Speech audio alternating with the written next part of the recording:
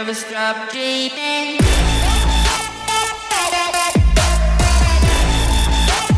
Never stop. He's just a really amazing man. Former teammate as well. Had the privilege to have my debut with Curry Cup with him about 9 years ago. It's really a way long back. And yeah, man, I just want to thank you for coming on this call as well, just sharing your vision, what you've been up to the past 9 years, and how life has drastically changed for you. And man, you're just really an inspiration. And I know definitely there's going to be a lot of lives touched through this interview. And yeah, man, I just want to give an opportunity for you to tell the viewers more. Who is Justen? Where does he come from? And yeah, man, just give a little bit of a background as well with rugby. What does rugby mean for you? And then we'll get on a little bit later on how life after rugby has been treating you as well. Awesome. Well, thanks, Ivan. I appreciate your time and reaching out to me.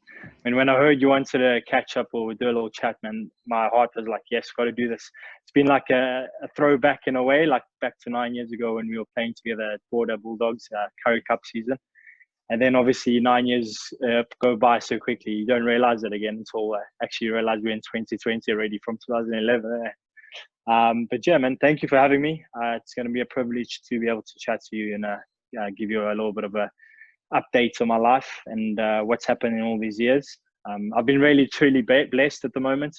I've been living out here in Dubai for the last 6 years, and I got headhunted here in 2014. So to give you a little breakdown, we obviously played together at Border Bulldogs 2011. Previously, when I left school at 18, I had a professional rugby contract to go play over in England. I played in Ipswich, which is the East Anglian of England. Thereafter, I spent a year there, won the championship. So that was great. I was like the youngest player in the league, which is crazy to think. I was like 18 playing against 24-year-olds, 30-year-olds, senior level. I was like, this is nice. But anyway, that was a great privilege that I got given at a young age. And I took the opportunity and I went for it. So lived there, played a season, won the championship. Then I had offers to go back and play the next season. But something in my heart made me realize, listen, I need to go back to basics. Yeah, I'm still a young lad, get back to South Africa and, start studying and get something behind me before I continue my career other than rugby or in sport. Can you hear me there still? Yeah, can you hear it? Can you hear me? Sorry, it's broken. It's got stuck there a little bit. You might need to edit that out there. Yeah. So all good. So, yeah, man. So went back to South Africa after my season in England, which was 2009, 2010. Started studying sports science, and then obviously I wanted to get back to playing rugby. So I joined with under-19 Lions actually. And I was actually in the training squad, believe it or not, Alton Yankees, Yakutata. I was with those boys at that level in the beginning. But I felt that because I wasn't from a Joburg-based school or anything like that, the chances of me actually making it into the Lions team with all those top stars was not unlikely, but, a little bit overwhelming. So I decided to look around, and then obviously Border approached me. And then I said, yeah, it's a great opportunity. Let's move across to East London, play with the Border Bulldogs, but under 21 Curry Cup. And that was awesome. And that's when I got to meet you. And obviously I knew Reynard from Vake and all our boys that we played with that season. Then after that, after Curry Cup, continued studying. I studied for 3 years during that time. So I did part-time, and then I went back to kind of full-time studies, studying a sports science diploma at that time. And sports and fitness and health has always been a passion of mine. So from a young age, I knew I wanted to be a professional rugby player, and I wanted to be a personal trainer, coach, and help other people become better versions of themselves, whether it be physically, mentally. Both aspects are very important to myself as an individual. And then if I can help more people, that just makes me more happy.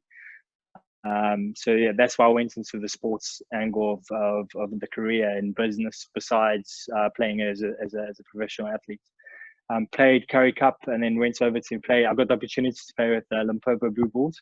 So all the way in Polokwane, that was their first season of Vodacom Cup. It was a little bit of a tough season, not having the money to get the best players, but we did. It was a great experience. So that was 2014. 2014, I was already personal training at one of the Virgin Actives in South Africa. I had a good client base. I was playing rugby and personal training to make more income. I got offered opportunity to come abroad to overseas. I was working with a health and fitness recruitment agency in Cape Town, and they offered me. Well, they said to me, "Listen, there's someone from abroad that's interested in hiring you, offering you opportunities to come work there." So I didn't know who it was. I didn't know where it's going to be, etc. But they're like, "Look, get through the first interview on Skype. You can't see them; they can only see you, and then we can talk further." So I did that. Got through the first interview. The following week, they like, "Listen, we're flying to Johannesburg to Sandton to come and interview for opportunity in Dubai." So I was like, "Oh, Dubai, that's amazing, actually." Because a week before this, my dad and I were just having a little chat, and we were watching YouTube channels, and we saw Dubai come up, and this was in 2014. And I was like, "Dad, this is amazing. Dubai got built like into a proper city in only 20 years. You know, it's been existing for like over 50 years, like everything in that. But the city itself, skyscrapers, within 20 years, they built a massive city, and the tallest building in the world, all the skyscrapers you can think of, and attractions are out here." And literally after a week of a few days before talking to my dad about that, I got offered this opportunity a week later. They literally flew in, came and interviewed me in Sandton, gave me the job offer, and said, "Look, next week we want to fly you fly you over to Dubai to start a brand new career opportunity with us." So David Hay, who's an ex-professional boxer, a lot of people will kind of know the name David Hay. If you Google him, and you'll see who the guy is. He was opening a gym called Haymaker, and so I was like, "That's fantastic. I'm going to work for." I didn't know I was going to work for celebrity till I got over here, and then they told me this is the owner of the facility. I was like, "No ways." So I met him in person. We had 33 different people from around the world recruited for this facility out here, and look, things went kind of backwards a little bit because there was delays in building projects. The project was delayed for a few weeks, and then actually further delayed for about 9 months into it. And I was like, "Yeah, what's happening?" The sales team was selling memberships.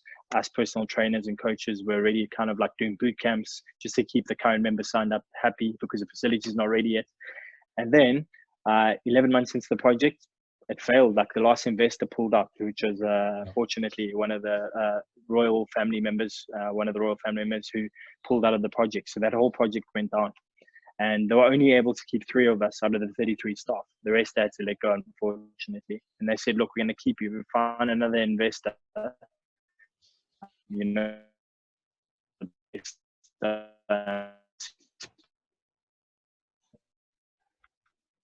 and management able to train the rest of the staff so we can launch this project." Thinking to myself, "Well, I've come to Dubai to further my career." Can you hear me there? Yeah, I can hear you.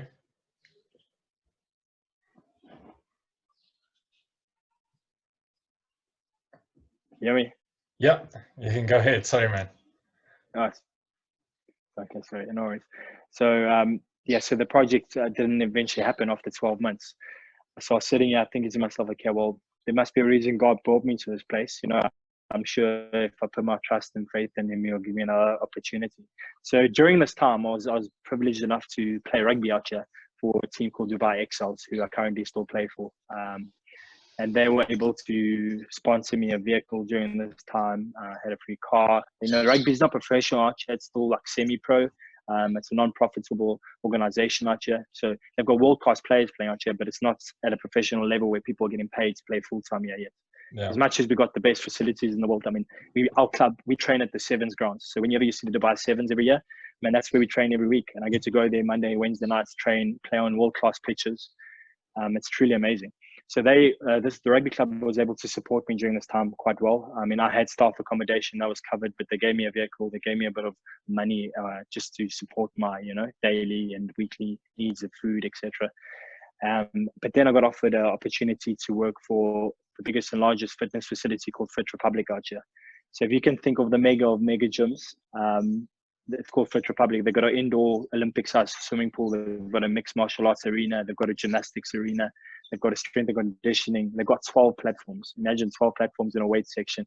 People can do Olympic lifting, power lifting. Man, it's insane. If you're a fitness fanatic, you'll know exactly this is the place you want to be in. So I was I got given the opportunity to go and actually work as a strength and conditioning / customer relations team member. And during this time, when I was playing rugby, so this is in 2014, coming or I finished the first season, was going into the second season of playing rugby out here. I had the first injury of my whole career.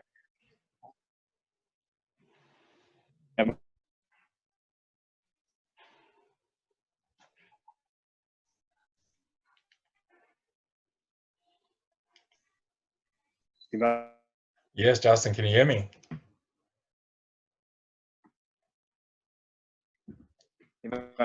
Yes, you're back there. Sorry, man, just lost you there. Get started again. You're welcome, and if it breaks up, like I don't mind if you want to start the talking process again. Is it right?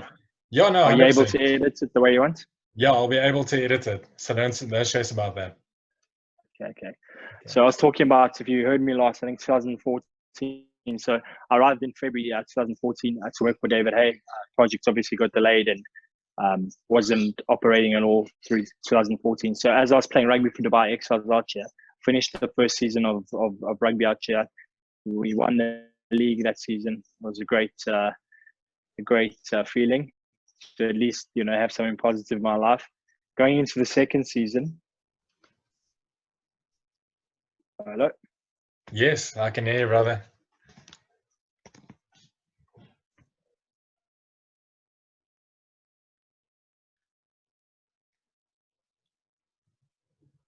And Justin, can you hear me, bro? Can you hear me? Yeah. My is like frozen or I'm not sure. Yeah. It looks like on my side, it shows your signal's a little bit bad. Yeah. Is it from your side or my side? Is my side from your side. Oh, my side. It's fine now. Is it good? Yeah, now it's good. Got to track back. No stress. So after the first season of playing for Dubai Exiles out here, we won the league, which was a great feeling to have something positive come back into my year 2014. Going into 2014 to the second season out here, I had the most horrific injury, which I tore my ACL. So I've still got it. If I stand up, I'm going to show you. I've got like a massive scar. Jeez, bro. You see it around this area. Yeah. So I had two massive ACL surgeries in my knee. So after the first one, I was cross cover tackling. I was playing inside center, stall number 12, cross cover tackling the winger, and I landed awkwardly with my leg, wrapped around my opposite leg, and I just twisted badly, and I snapped my ACL. So that was a big setback for me. After 10 days after the first surgery, after 10 days, my wound started actually leaking fluid, which was really dangerous. So sorry. You're gonna have to edit a lot of this stuff. So my wound in my knee started leaking fluid, and I had to rush in for emergency operation. So they had to operate me for the second time on my knee, which I was not mentally prepared for at all. And that set my recovery from being 6 months out to 2 years. So I couldn't literally walk. I couldn't walk properly without limping for 1 year, and I couldn't run for 2 years. So man, mentally it was such a hard thing to work through. But I knew that normally I've always been mentally strong, and this is just another obstacle that I'm going to overcome. And because of my mental strength, I knew physically I was weak, and I was coming through recovery, and it was really tough, etc. But I knew mentally, with God on my side, I'm going to recover well. I'm going to push through this, and I'm going to learn a lot about myself, which I did. And that didn't stop me, man. I mean, 2015, I got offered this job opportunity at Fit Republic, and on crutches did I go to the interview, got the job, and I had to literally crutch around 100,000 square meter facility. I mean, my triceps were like blowing up, bro. Like I didn't need to do dips for forever after that. So I worked with a company called Fit Republic for 2 years. I was a strength and conditioning coach as well as the customer relations as part of their team. After a year, they promoted me to customer relations manager. So I managed about 8 sales staff within the team. And they said, look, you're a great leader, etc. We'd like to promote you to a senior position where you can actually manage people. Can you hear me? Yeah, I can hear you.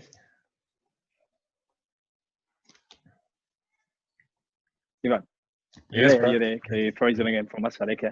So yes, I've got opportunity after a year of being in that company to go into management, and I took it. And at a young age, I mean, I was only 23 years old, going into 24. I was like, if I'm going to get experience, this is the time. So went into management.